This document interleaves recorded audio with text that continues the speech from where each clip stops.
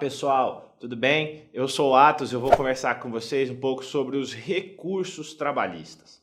Olha, por que a gente tem que conversar sobre esses recursos trabalhistas?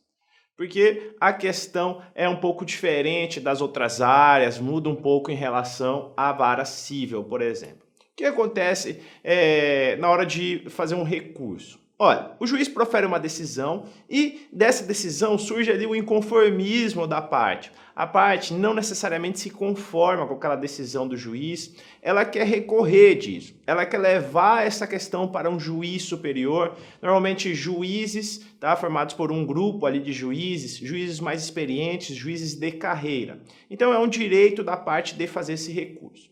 Olha, tem algumas peculiaridades desse recurso na Justiça do Trabalho. Primeira delas, tá? Em regra, as decisões interlocutórias elas não são recorríveis de imediato. O que é uma decisão interlocutória? Olha, uma decisão interlocutória é aquela decisão do juiz que não coloca fim ao processo. O juiz decide alguma questão, decide algum pedido, mas não encerra o processo, não diz se A ou B tem razão. Ele defere uma justiça gratuita, ele defere uma liminar, ou ele indefere uma produção de provas, por exemplo. Isso seria considerado decisão interlocutória. Na Justiça do Trabalho não tem recurso imediato dessa decisão. Então a parte deve manifestar o seu inconformismo para depois recorrer lá na parte final do processo através do seu recurso, que virá depois da sentença final. Olha, esse é chamado do princípio da convalidação, isso está lá no artigo 795. A pessoa lá, a parte interessada, tem que manifestar ali esse seu interesse, esse seu inconformismo no primeiro momento que tiver para falar nos autos. Muito comum de acontecer em audiência. O juiz indefere uma testemunha, protesto, excelência. Que mais?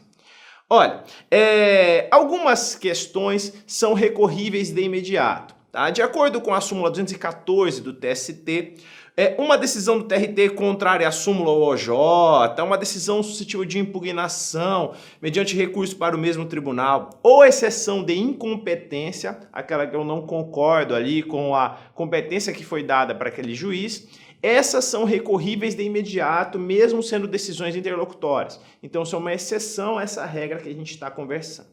Olha, a gente fala também no princípio da simplicidade do processo trabalhista.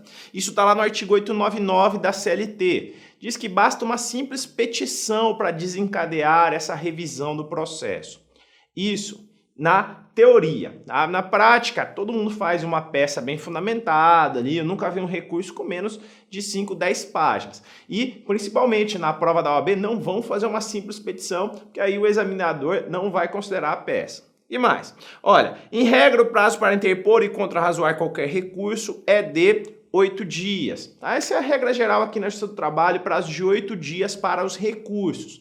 Com exceção dos embargos de declaração que tem prazo de 5 dias, aqui os prazos são de 8 dias. O Código de Processo Civil novo traz prazo em dias úteis. Se aplica a Justiça do Trabalho? Não se aplica. Prazos aqui continuam sendo prazos corridos. Que mais? Olha, são isentos de custas o MPT, a União, os estados, o Distrito Federal e os municípios. Autarquias e fundações e tal, o Estado em geral, de acordo com o artigo 790-A da CLT. O que isso significa? Olha, essas pessoas não pagam custas. Em regra, todo mundo paga custas, salvo se for beneficiário da justiça gratuita e essas pessoas. O reclamante não é beneficiário da justiça gratuita, vai pagar custas recursais normalmente. Que mais, gente? Olha, só mais uma observação, tá? São os pressupostos recursais, isso é igual lá ao processo civil. Tá? Teria lá os requisitos extrínsecos chamados de objetivos, que seriam a recorribilidade do ato, uma adequação, fazer o recurso adequado, uma tempestividade, interpor o recurso dentro do prazo legal. Tá? Diz a súmula 434 do TST que esse recurso tem que ser interposto ali antes da decisão final, mas depois da publicação do acordo. Que mais? Olha, o preparo, que seria o pagamento das custas recursais, e a regularidade da representação. tudo bem?